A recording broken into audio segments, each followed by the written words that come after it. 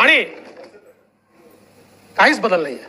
नाना, मी या ठिकाणी स्पष्ट करू इच्छितो, कुठलेही नवीन निकष नाहीत. आता तर सगळ्यांनाच टाकतो, पण ऍपरंटली असं लक्षात येत आहे की काहींनी 4-4 खाती उघडलेली आहेत.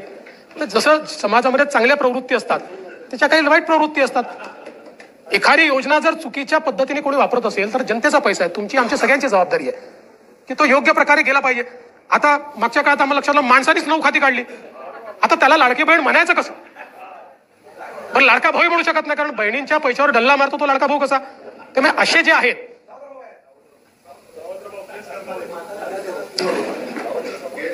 त्यामुळे शेतकऱ्यांच्या संदर्भात आम्ही दिलेली आश्वासनं असतील, युवांच्या संदर्भात दिलेली आश्वासनं असतील, ज्येष्ठांच्या संदर्भात दिलेली आश्वासनं असतील, समाजातल्या वंचितांच्या संदर्भात दिलेली आश्वासनं असतील, ही सर्व आश्वासनं या ठिकाणी आम्ही पूर्ण करणारच आहोत.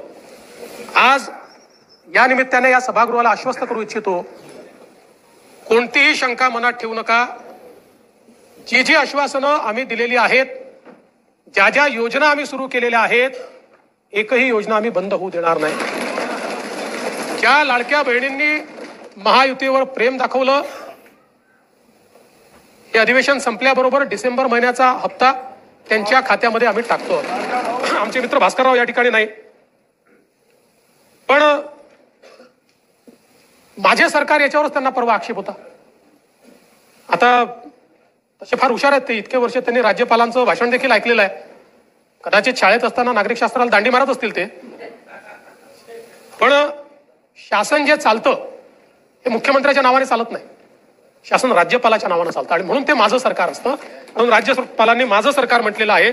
तथापि माझे मित्र भास्करराव नसल्यामुळे मी त्याच्यावर जास्त या ठिकाणी बोलणार नाही. खरं म्हणजे हे जे अभूतपूर्व अशा प्रकारचं मॅन्डेट आम्हाला मिळालं,